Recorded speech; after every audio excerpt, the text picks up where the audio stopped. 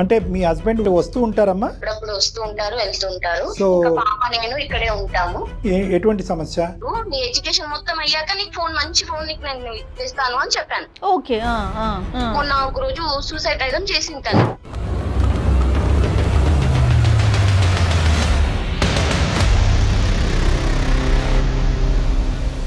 ఇంకోటి ఏంటంటే ఇంట్లో నుండి డబ్బులు కొంచెం మాయమైపోతున్నాయి. నేను పెట్టిన అల్మార్లో డబ్బులు అని ఉండట్లేదు. ఓ, ఇంకా తన ఫోన్ చూసినాక నాకు ఇంకా చాలా కోపం ఇదైపోయింది. వచ్చింది. గుర్తుకొచ్చినాయి. ఫోన్ ఏమన్నా చెక్ చేశారా మరి మీరు? ఫోన్ చూసాను. నాన్నగారికి తెలుసు ఇప్పటికైనా? తెలియదు మేడం. తెలిస్తే నన్ను చంపేస్తాడు మేడం. నువ్వు ఒక పాపను కూడా చూసుకోలేకపోతున్నావా, నువ్వు అంతగా ఏం చేస్తున్నావు అని చెప్పి నన్ను చంపేస్తాడు మేడం. నీకు ఫోన్ ఎక్కడిది నానా? ఫోన్ ఎక్కడిదిరా? నా ఫోన్ మా మమ్మీ డాడీకి తెలియకుండా నాకు పాకెట్ మనీ కొంచెం కొంచెం ఇస్తే, అలాగే ఇంట్లో డబ్బులు కొని దొంగతనం చేసి నేను ఫోన్ కొనుక్కున్నాను. మా ఫ్రెండ్స్ వాళ్ళకి డబ్బులు ఇచ్చేస్తే వాళ్ళే కొనిచ్చారు నాకు. ఫ్రెండ్సే కొనిచ్చారా? కానీ వాస్తవానికి చెప్పకపోతేనే పెద్ద సమస్య.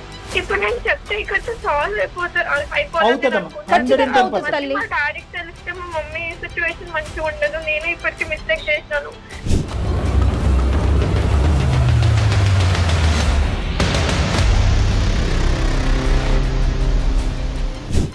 స్టార్టింగ్ కాస్త కొంచెం కేరింగ్ లోకి వెళ్ళి పర్సనల్ ఫొటోస్ కూడా షేర్ చేసుకునేంత వరకు వెళ్ళింది వాడు. డబ్బులే కావాలా? ఇంకా రిలేషన్షిప్, పెళ్లి చేసుకుందాం ఆ వ్యవహారం ఏమీ లేదు. అతనికి డబ్బులు కావాలి.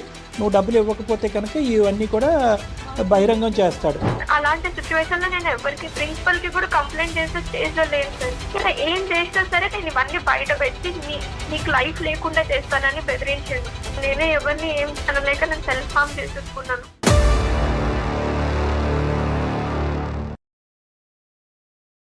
వేరికోస్ వెయిన్స్ కి సరైన చికిత్స కోసం సంప్రదించండి ఎవిస్ హాస్పిటల్. ఏవిస్ హాస్పిటల్ సమర్పించు అందమైన జీవితం కార్యక్రమానికి స్వాగతం. నమస్తే కళ్యాణ్ గారు. నమస్తే జయ గారు. కళ్యాణ్ గారు, లోకేశ్వరి అనే ఒక ఆవిడ మనకి మెయిల్ చేసిందండి.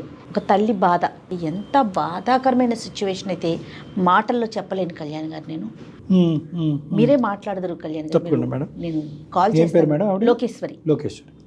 ఒకసారి కాల్ చేస్తానండి. Okay madam.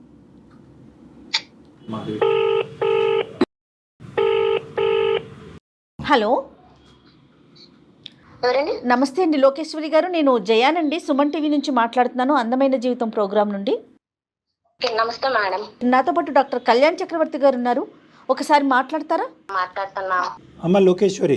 నమస్కారం సార్. నమస్తే అమ్మ. నమస్తే అమ్మ. ఏంటమ్మా సమస్య? ఎవరిది? సార్ నాదే సార్ సమస్య. అంటే చెప్పమ్మా. నాకు ఒక పాప ఉంది. అమ్మా. మా వారు బెంగళూరులో జాబ్ చేస్తారు, మేము ఇక్కడే ఉంటాము హైదరాబాద్ లో. ఎంత పాప అండి? పాప ఇప్పుడు ఇంటర్ మేడం. ఒకతే పాపనా? పాప ఒకటేనండి. మీరేం చేస్తుంటారు? నేను టీచర్ జాబ్ చేస్తున్నా మ్యామ్. అంటే మీ హస్బెండ్ వస్తూ ఉంటారమ్మా? అప్పుడప్పుడు వస్తూ ఉంటారు, వెళ్తూ ఉంటారు. సో పాప నేను ఇక్కడే ఉంటాము. పాప కేర్ టేకింగ్ అంతా మొత్తం అంతా మీరే చూసుకుంటున్నారు? అవును సార్. మరి ఇంకేంటమ్మా ప్రాబ్లం ఏంటి? పాప చెప్పలేని ప్రాబ్లం తెచ్చి పెట్టింది సార్ మాకు. అసలు ఎటువంటి సమస్య? పాప మొన్న సూసైడ్ చేసుకుంది సార్. అయ్యో. అసలు పాపకు మేము ఏం తక్కువ చెయ్యం సార్. మేము అన్ని విధాలుగా పాపకు అన్ని విధాలుగా నేను చూస్తూ ఉంటాను. అయితే తనకి ఇప్పటి వరకు మేము ఫోన్ ఇవ్వలేదు. అంటే పిల్లలు ఇదైపోతున్నారు కదా అని ఇంకా వాళ్ళ డాడీ కూడా ఫోన్ అలో చేయలేదు, నేను కూడా ఫోన్ ఇవ్వలేదు. తను ఎప్పుడు అడగలేదా? పాప ఎప్పుడు అడగలేదు మేడం. ఎందుకంటే తనకు మేము ముందే చెప్పాం, ఫోన్స్ అట్లాంటి ఏమి ఇవ్వము, నువ్వేం అడగొద్దు, నీకు ఏది కావాలన్నా నా ఫోన్ తో చేసుకోవాలి, నువ్వు ఫ్రెండ్స్ కైనా ఓకే వద్దు బెట. అందరు బయట ఇప్పుడు ఫోన్ల ద్వారా చాలా ఇదైతున్నారు, ఫోన్ వద్దు, నీ ఎడ్యుకేషన్ మొత్తం అయ్యాక నీకు ఫోన్, మంచి ఫోన్ నీకు నేను ఇస్తాను అని చెప్పాను. ఓకే. మొన్న ఒక రోజు సూసైడ్ ఐటమ్ చేసింటాను. అసలు ఏమైంది పాపకి, ఇంత మంచిగా ఉండే పాపకి ఏమైంది అని ఎన్నోసార్లు అడిగాను మేడం నేను. ఏ స్థాయి అటెంప్ట్ అమ్మా? టాబ్లెట్స్ తీసుకుంది సార్ తను. పర్లేదా? అంటే హాస్పిటల్ తీసుకెళ్లే పరిస్థితి వచ్చిందా? ఇంట్లోనే మేనేజ్ చేసి? హాస్పిటల్ కి తీసుకెళ్లాల్సిన పరిస్థితే సార్. అయ్యో. కారణం ఏం చెప్పిందమ్మా? ఏం చెప్పట్లేదు సార్, మాకు అసలు చెప్పట్లేదు తను.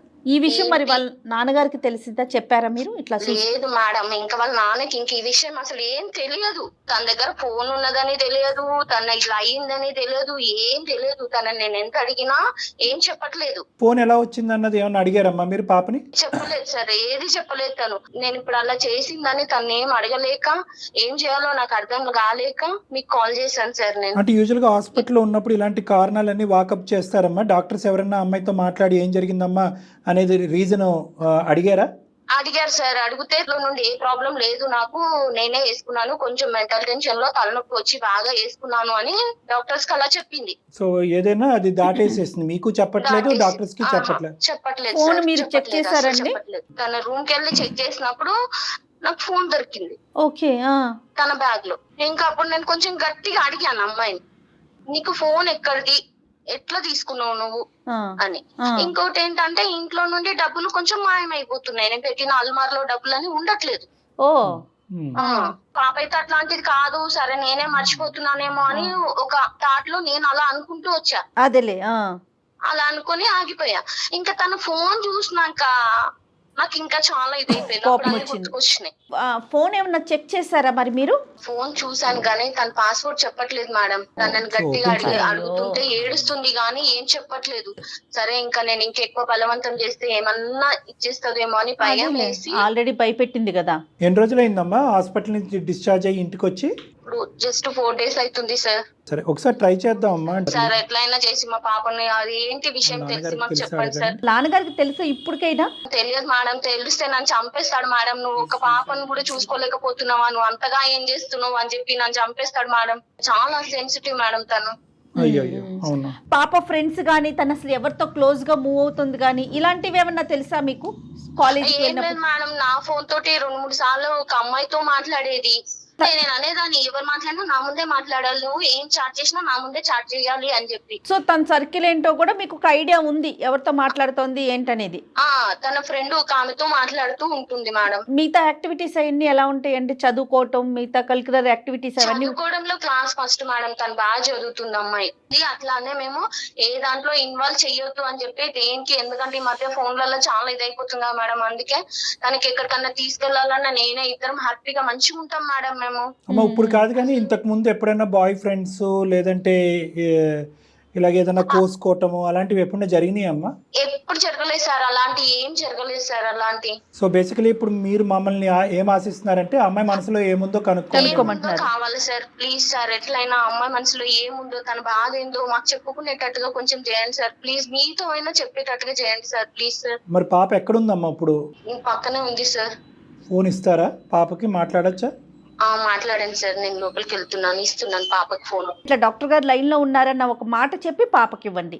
కానీ ఒకేసారి ఇంత పీక్ స్టేజ్ కి వెళ్ళిపోతారా డాక్టర్ గారు? చిన్న క్రైసిస్ కాదు, పెద్ద క్రైసిస్ ఉండుంటది. అంత చిన్నదానికైతే అంటే ఎందుకంటే ఇప్పటి వరకు ఎలాంటి ఇష్యూ చూడలేదని చెప్తుంది వాళ్ళ అమ్మ. ఏదో ఒక థ్రెట్ గానీ లేదంటే ఒక చూడకూడని పరిస్థితి గానీ ఏదో ఒకటి ఉండుంటది. హలో, నీ పేరేంటమ్మా? స్నిగ్ధ సార్. స్నిగ్ధ, ఓ చక్కటి పేరు. స్నిగ్ధ ఏం చదువుతున్నానన్నా? నేను ఇంటర్మీడియట్ ఫస్ట్ ఇయర్ సార్. ఎంపీసీయా బైపీసీయా లేదంటే ఆర్ట్స్ అమ్మా ఏంటి? ఎంపీసీయా సార్. 10th ఎంత వచ్చిందమ్మా పర్సంటేజ్?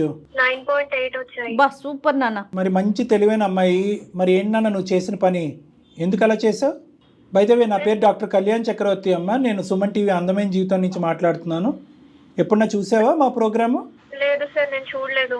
సరే సరే, డైరెక్ట్గా మేము ఇలాగా అడగటం అనేది నీకు కొద్దిగా ఇబ్బందికరంగానే ఉంటుంది. 2 అంశాలు, ఒకటి ఫోన్ దొరకటం, రెండోది నువ్వు సూసైడ్ అటెంప్ట్ చేయటం. ఈ అంశాలు నాన్న వరకు వెళ్తే కనుక మీ ఇద్దరి పరిస్థితి చాలా ఘోరంగా ఉంటుంది అనేది అమ్మ భయం. ఏదేమైనా అమ్మ సింగిల్ హ్యాండెడ్గా డీల్ చేయాలి కాబట్టి నువ్వు కొద్దిగా ఓపిక చేసుకుని ఏమున్నా కూడా ధైర్యంగా. నాకు భయం వేస్తుంది సార్ మీతో మాట్లాడాలంటే. ఏమీ పర్లేదమ్మా, మీ ఫ్యామిలీలో ఒక మెంబర్గా నన్ను భావించు. ఎటువంటి భయం లేదు, ఏది ఉన్నా కూడా గోప్యంగానే ఉంచుదాం. నాన్న వరకు ఏది తీసుకెళ్లకుండా ప్రయత్నం చేద్దాం. నువ్వు ఇప్పుడే చెప్తే చిన్న సమస్య చిన్న పరిష్కారంతోనే పోతుంది. లేదంటే పెద్ద సమస్య కింద మారితే కనుక మా దగ్గర పరిష్కారం ఉండదు. అది కూడా గుర్తుపెట్టుకోవాలి నువ్వు. లేదు మమ్మీ, నేను చెప్పలేను. ఒక్కసారి ట్రై చేయమ్మా. చెప్పలేను సార్. అమ్మ కూడా ఇక్కడ ఓదార్పు కోరుకుంటుంది. దిక్కుతోచినటువంటి పరిస్థితిలో మా వరకు ఫోన్ చేసింది. ప్లీజ్ అమ్మా. మాట్లాడిస్తున్నావు. లేదమ్మా, నీకేంటి, నువ్వు నాతో కూడా చెప్పుకోకపోతున్నావు కదా, కనీసం వేరే డాక్టర్ తో చెప్తాలి, నీకు డాక్టర్ అయినా ఇచ్చేస్తారు కదా. నేనంటే సరే ఏమన్నా అంటాను అనుకుంటున్నా, నేను పక్కకి వెళ్ళిపోతాను, డాక్టర్ తో నువ్వు ఫ్రీగా మాట్లాడు, ఓకేనా? స్నిగ్ధ ఒక్క నిమిషం నాన్న, ఒక్క నిమిషం నా మాట విను. నువ్వు చెప్పకుండా ఉండటం వల్ల నువ్వు లోపల ఎంత కుంగిపోతున్నావు అనేది మాకు అర్థమవుతుంది. నువ్వు మాకు చెప్పకపోవటానికి ప్రధానమైన కారణం ఏంటంటే, నాకు తెలిసేంతవరకు చెప్తే ఒక సమస్య, చెప్పకపోతే ఒక సమస్య. కానీ వాస్తవానికి చెప్పకపోతేనే పెద్ద సమస్య. నువ్వు తెలివైనటువంటి ఆడపిల్లవి. ఇప్పుడు నేను చెప్తే ఇక్కడ సాల్వ్ అవుతుందమ్మా, 110%. మా డాడీకి తెలిస్తే మా మమ్మీ సిచ్యువేషన్ మంచిగా ఉండదు. నేను ఇప్పటికి మిస్టేక్ చేసినాను. మా మమ్మీకి కూడా చెప్పాలంటే నాకు భయపడుతూనే నేను స్నిగ్ధ అమ్మా నువ్వు చాలా చిన్న పిల్లవి, చాలా చాలా చిన్నదానివి, నువ్వు మెచ్యూర్డ్ గా ఆలోచించు కొంచెం. ఈ వయసులో, ఈ 16 సంవత్సరాల వయసులో పరిష్కారం లేనటువంటి సమస్యలు ఏమన్నా ఉంటాయి అని నేనైతే అనుకోవట్లేదమ్మా. ఎటొచ్చి నీ భావన ఏంటంటే కనుక చెప్తే ఒక ప్రాబ్లం, చెప్పకపోతే ఒక ప్రాబ్లం. ఈరోజు చెప్తే కనుక ఈ బాధ ఇక్కడితో తీరిపోతుంది. అమ్మకి కానీ నీకు కానీ మేము చక్కటి పరిష్కార మార్గం చెప్తాము. ఇంక ఇక్కడి నుంచి నీ చదువు, తెలివైనటువంటి ఆడపిల్ల కాబట్టి చదువు స్మూత్గా ముందుకెళ్ళిపోతుంది. లేదంటే కనుక ఈ సమస్య ఇంకో సమస్య కింద మారి నువ్వు తీవ్రకరమైనటువంటి డిప్రెషన్లోకి వెళ్ళటం, దాంతోపాటు అమ్మ కూడా ఇబ్బంది పడటం, ఇలాంటి పరిస్థితులనే వస్తాయి. ఏది పాడైనా కూడా నీ కెరియర్, నీ చదువు అయితే పాడవాలని నువ్వు అనుకోవట్లే కదా? లేదు సార్, లేదు. రైట్, 210% నా మీద భరోసా పెట్టుకుని ధైర్యంగా ఉన్నది ఉన్నట్టుగా చెప్పు ప్లీజ్. సార్ నేను 10th వరకు బాగానే చదివినాను సార్, నాకు మంచి మార్క్స్ వచ్చాయి. గుడ్. అయితే నా ఫ్రెండ్స్ అందరికి స్కూల్లో కూడా ఫోన్స్ పంపిస్తుండే వాళ్ళ పేరెంట్స్. నా ఫ్రెండ్ సర్కిల్ లో 2-3 బాగా ఫోన్స్ వాడుతుంటే, నీకు ఇంకా ఫోన్ లేదా, ఫోన్ ఎందుకు వాడవు, అందరం మేము రీల్స్ చేస్తున్నాము, స్నాప్చాట్ వేసుకున్నాము అని వాళ్ళు నాకు చెప్పారు. సో స్నాప్చాట్ అంటే ఏందో కూడా తెలియదు నాకు. ఇన్స్టాగ్రామ్, స్నాప్చాట్ ఇవన్నీ ఇన్స్టాల్ చేయించారు ప్లే స్టోర్ లో. నీకు ఫోన్ ఎక్కడిది నానా? ఫోన్ ఎక్కడిదిరా? నా ఫోన్ మా మమ్మీ డాడీకి తెలియకుండా నాకు పాకెట్ మనీ కొంచెం ఇస్తే, అలాగే ఇంట్లో డబ్బులు కొని దొంగతనం చేసి నేను ఫోన్ కొనుక్కున్నాను. మా ఫ్రెండ్స్ వాళ్ళకి డబ్బులు ఇచ్చేస్తే వాళ్ళే కొనిచ్చినారు నాకు. ఫ్రెండ్సే కొనిచ్చారా? స్నాప్చాట్ అది ఓపెన్ చేసుకుని దాంట్లో ఏం చేస్తారమ్మా? దాంట్లో స్ట్రీక్స్ కోసము ఫ్రెండ్స్ అందరూ స్ట్రీక్స్ పంపిస్తారు మేడం. ఎక్కడున్నాము, లొకేషన్ ఎక్కడున్నాను. నేను ఐస్ క్రీమ్ దగ్గరికి వెళ్తే మా మమ్మీ అప్పుడప్పుడు నన్ను షాప్ తీసుకెళ్తే అక్కడ కూడా ఫొటోస్ తీసుకొని ఇక్కడ లొకేషన్ లో ఉన్నా, ఈ మాల్ లో ఉన్నానని ఫొటోస్ పెట్టుకుంటారు మేడం. నువ్వు ఎక్కడున్నావో, ఏం చేస్తున్నావో ఇలా తెలుసుకోవటం వల్ల ఏంటి దీనివల్ల అసలు లాభం? అంటే అవి మేము షేర్ చేసుకుంటే స్ట్రీక్స్ వస్తాయి మేడం. మా స్ట్రీక్స్ వల్ల మాకు మంచి హ్యాపీనెస్. నీకెన్ని స్ట్రీక్స్ వచ్చినాయి, నాకెన్ని వచ్చినాయి అని చెప్పుకుంటాం మేడం. అట్లా ఒకసారి ఏమైందంటే, ఒక అన్నోన్ పర్సన్ కరణ్ అని నాకు యాడెడ్ యూ అని నాకు చూపించినారు. నేను యాడ్ అయినట్టు. సరే తను మెసేజ్ చేయడం స్టార్ట్ చేశాడు, నేను కూడా రిప్లై ఇస్తుండే. అట్లా ఆ స్టార్టింగ్ కాస్త కొంచెం కేరింగ్ లోకి వెళ్ళి పర్సనల్ ఫొటోస్ కూడా షేర్ చేసుకునేంత వరకు వెళ్ళింది మేడం. ఆ విషయం మా మమ్మీ వాళ్ళకి చెప్పలేదు కదా మేడం. అతను ఒకసారి ఏమన్నాడంటే, నీ ఫొటోస్ అని నేను అన్ని బయట వైరల్ చేసేస్తాను అని మార్ఫింగ్ చేసి నాకు శాంపిల్ కూడా పంపించాడు. ఓకే, ఫోటోలు పంచుకోవటం, షేర్ చేసుకోవటం వరకు ఓకే, అక్కడ వరకు రాకూడదు కానీ వచ్చారు. కేరింగ్ తర్వాత తను వల్గర్ గా మాట్లాడడం స్టార్ట్ చేశాడు. Okay okay.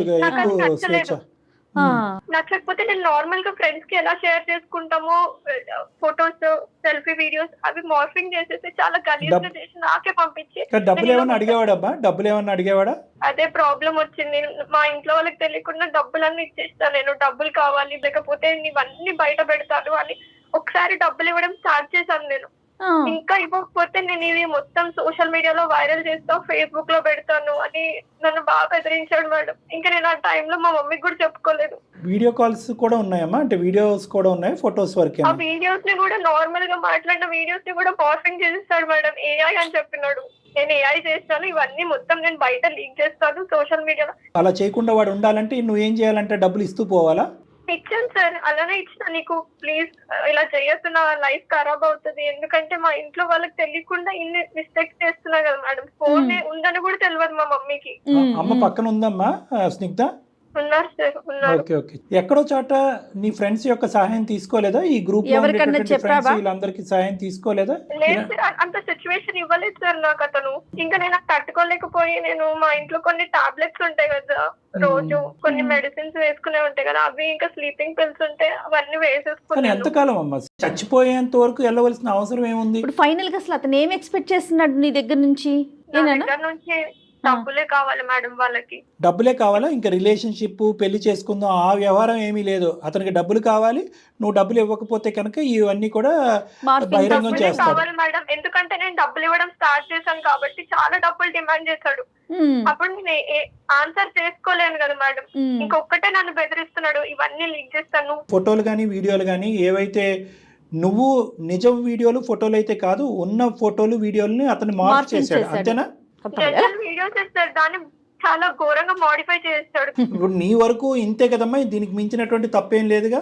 లేదు సార్, ఏం నిజం లేదు. చెప్పమ్మా స్నిగ్ధ. కావాలంటే మా మమ్మీని అడగండి సార్ మీరు. మమ్మీకి ఏం తెలుసు నాన్న? మమ్మీ తెలుసుకోలేకపోతే కదా బాధగా వచ్చింది. అమ్మకి తెలియకే మమ్మల్ని అడిగిందిరా. అది నువ్వేమో వచ్చి చాలా ముందుకు వెళ్ళిపోయావు, దొంగతనాలు చేసేసావు, ఫోన్ కొనేసుకున్నావు. బహుశా ఈ ఎపిసోడ్ నీలాంటి చూసేటటువంటి ఎంతో మంది ఆడపిల్లలకి ఒక గుణపాఠం, ఒక ఎగ్జాంపుల్. అదేదో సామెత అంటారు, బాగా తెలియనివాడు బ్యాంక్ దొంగ అని అవుతాడు, బ్యాంక్ మేనేజర్ అని అవుతాడు. అలా నీ తెలివితేటలు దేనికి వాడేవంటే కనుక ఇంట్లో డబ్బుల్ని ఎలా దొంగతనం చేయాలి, ఈ డబ్బుల్ని ఎలా మూట కట్టాలి, ఎలా కూడబెట్టాలి, ఫైనల్గా మీ ఫ్రెండ్స్ ఏవైతే ఉన్నారో వాళ్ళు కంప్లీట్గా నీ బ్రెయిన్ని విషపూరితం చేసి ఫోన్ లేకపోతే జీవితమే వేస్ట్ అన్నట్టుగా చేసి ఒక్కసారి ఎప్పుడైతే కనుక స్నాప్చాట్ గడిగుడ్డి చాటు అనేటువంటి దాంట్లోకి వెళ్తామో నీ జుట్టు తీసుకెళ్ళి వేరే వాడి చేతిలో పెట్టినట్టే. వాడెవడో వెల్కమ్ నోట్ పంపించాడు నీకు, యాడానో గీడానో. ఫైనల్గా నువ్వేంటి అందులో ఎందుకు దిగుతున్నావు, వాడు ఎవడో అన్నది కనుక్కోలేదు. అన్నోన్ పర్సన్ కదా. నువ్వు స్వేచ్ఛనిచ్చావు. నీ వయసు ఎంత, నీ అనుభవం ఎంత? దాంట్లో ఇంకొకటి సార్, వీడియో కాల్స్ అతను చేసినవి నేను చేసినవి మేము మాట్లాడుకున్న చాటింగ్ ఏం లేవు సార్, అన్ని క్లియర్. అంటే స్నాప్చాట్ లో మనకు కనిపించవు వీడియో కాల్స్ అయినా ఆడియో కాల్స్. మరి అతను మార్ఫింగ్ ఎలా చేశాడ్రా?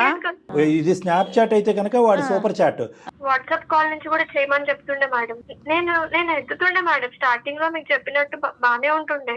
తర్వాత తన వీడియో మాత్రం ఎప్పుడు నాకు చూపించలేదు, తన ఫేస్ కూడా రివీల్ చేయలేదు. నిన్ను మాత్రం వీడియో కాల్ చేయమనేవాడా? నేను ఒక్కదాన్నే కనిపించేదాన్ని మేడం. నేను అతన్ని నార్మల్ గా నమ్మినాను మేడం, అంతేగాని జస్ట్ ఒక ఫ్రెండ్ గా అనుకున్నావు. కాదమ్మా, ఇవన్నీ జరిగినాయి. ఇంతకీ ఆడెవడో తెలుసా నీకు? సార్ తర్వాత నాకు ఇన్స్టాగ్రామ్ లో నుంచి ఆ ఫోటోలన్నీ రావడం జరిగింది సార్. మ్యూచువల్ ఫ్రెండ్స్ ఉంటారు కదా సార్, ఆ మ్యూచువల్ ఫ్రెండ్స్ ఫాలోడ్ బై అని ఉందన్నమాట. ఇతనా కాదా అని నేను వేరే వాళ్ళ నా ఫ్రెండ్స్ కనుక్కొని వాళ్ళకి చెప్తే ఇతనే అతను బయటపడింది. తీరా అతను చూస్తే నా క్లాస్మేటే. సరిపోయింది. మీ మధ్యలోనే ఉన్న ఒక బ్లాక్ షీప్ అడు. అలాంటి సిచ్యువేషన్ లో నేను ఎవరికి ప్రిన్సిపల్ కి కూడా కంప్లైంట్ చేసే స్టేజ్ లో లేను సార్. ఏం చేసినా సరే నేను ఇవన్నీ బయట పెట్టి నీకు లైఫ్ లేకుండా చేస్తానని బెదిరించిండు. నేనే ఎవరిని ఏం అనలేక నేను సెల్ఫ్ హార్మ్ చేసేసుకున్నాను. ఇప్పటికి టచ్ లో ఉన్నాడమ్మా? లేడు. టచ్ లో లేడు. వాడిని ఏమన్నా మేము కంట్రోల్ చేయాలా, పర్వాలేదా? వాడు తప్పుకున్నట్టేనా? చెయ్యాలి సార్, చెయ్యాలి, మీరు చెయ్యాలి. ఎందుకంటే నా పేరు బయట పెట్టకుండా చెయ్యాలి. అమ్మా అప్పుడు వాడిని కంట్రోల్ చేయటం పెద్ద పని కాదమ్మా. లోకేశ్వరి గారు ఉన్నారమ్మా? ఇప్పుడు జరిగిందంతా విన్నారు. అంటే మీరేమనుకుంటున్నారు? దీనికి మా వరకు అక్కర్లేదు. వాడు చెమడ వల్చడానికి, మీరు కేసు పెట్టడానికి, స్కూల్ ప్రిన్సిపల్ చెప్పడానికి మీరు చాలు. అవును సార్, ఆ విషయం తెలుసుకోవడానికే నేను మీ వరకు వచ్చాను సార్. ఇప్పుడు తెలిసిందా సార్, మన తాట తీస్తాను అసలు. ఎందుకంటే నా పాప ఎంత మంచి పాపని ఇట్లా చేసేసిండు వాడు.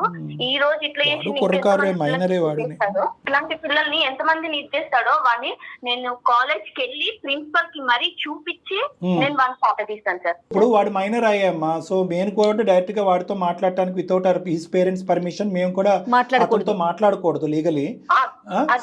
అన్నిటికంటే ముఖ్యమైనటువంటి అంశం ఏంటంటే అట్లీస్ట్ మీ అమ్మాయి మనసు విప్పి ఈ వేదికను నమ్ముకుని మాకైతే ఓపెన్ గా మనసు విప్పి చెప్పింది కాబట్టి ఫస్ట్ అది హర్షిద్దాం. మీ అమ్మాయికి మీరు ధైర్యం చెప్పండి.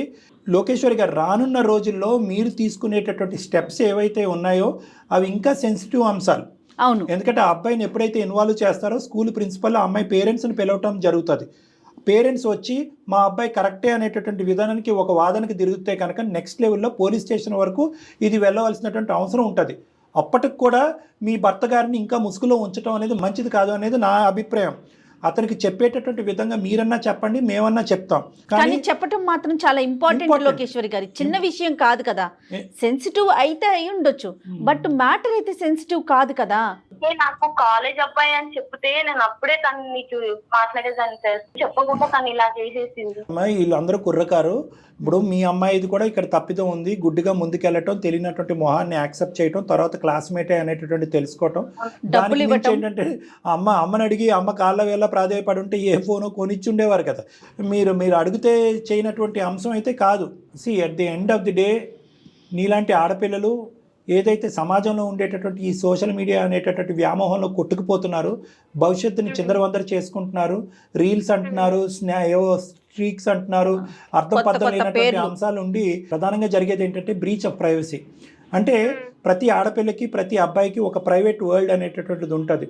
ఇది బ్రీచ్ అవనంత వరకు అంతా బాగానే ఉంటుంది. ఎప్పుడైతే ఇది బ్రీచ్ అవుతారో ఆ మత్తులో కానీ ఆ వ్యామోహంలో కానీ ఏం పంచుతున్నాం అనేటటువంటి తెలియనటువంటి ఒక మైకంలో మీరు కొన్ని ప్రైవేట్ అంశాలని అవతల వ్యక్తికి షేర్ చేస్తారు. జుట్టు తీసుకెళ్ళి అతని చేతిలో పెడతారు.